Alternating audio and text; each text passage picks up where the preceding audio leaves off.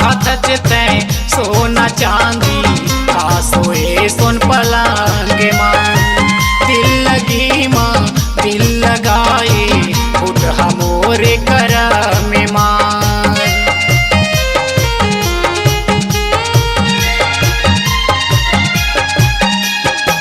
का खचते सोना चांदी का सोए सोन पलंग माँ। दिल लगी माँ दिल लगाए उठ हमोरे करम माँ। मोरे घर माटी के ढोमेरा है बड़े घर के बेटी वो बड़े तोरे बंगला है। बड़े घर के बेटी वो बड़े तोरे बंगला है।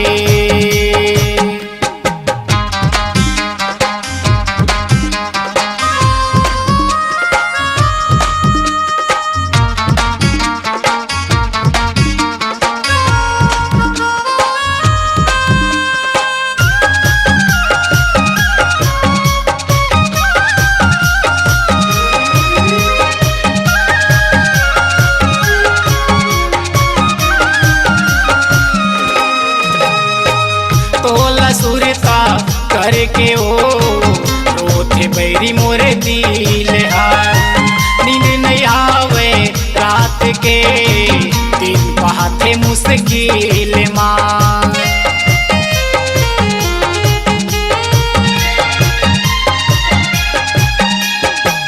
तोला सुरता करके ओ रोथे बैरी मोरे दिल हार। नींद नहीं आवे रात के दिन बहाते मुश्किल माँ। मोलनी चट जाने पगला है बड़े घर के बेटी वो बड़े तोरे बंगला है। बड़े घर के बेटी वो बड़े तोरे बंगला है।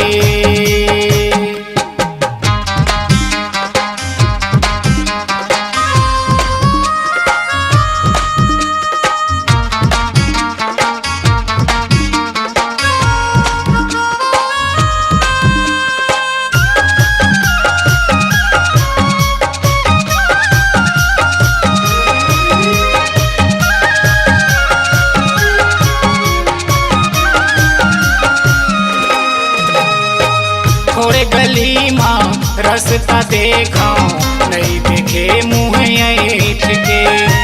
जिला जलाए ठेंगा दिखाए दूसर के गाड़ी में बैठ के।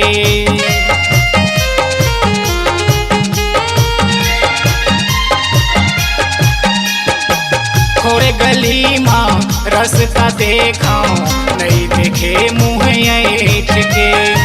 जिला जलाए ठेंगा दिखाए दूसर के गाड़ी में बैठ के। कोने जन्म के ले है बदला रे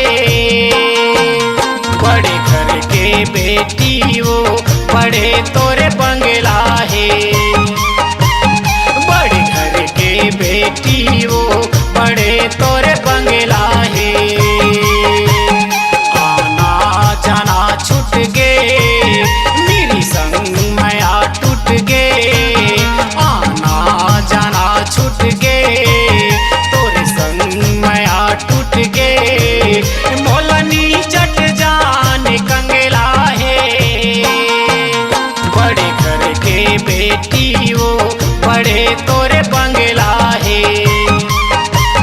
बड़े घर के बेटी वो बड़े तोरे बंगला है। बड़े घर के बेटी वो बड़े तोरे बंगला है। बड़े घर के बेटी वो बड़े तोरे बंगला है।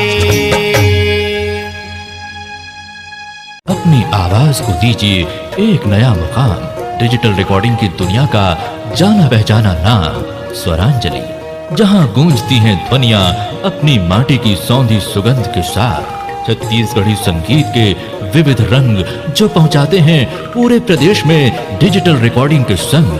स्वरांजलि स्टूडियो, नेमीचंद गली नंबर 2, गंजपारा, रायपुर।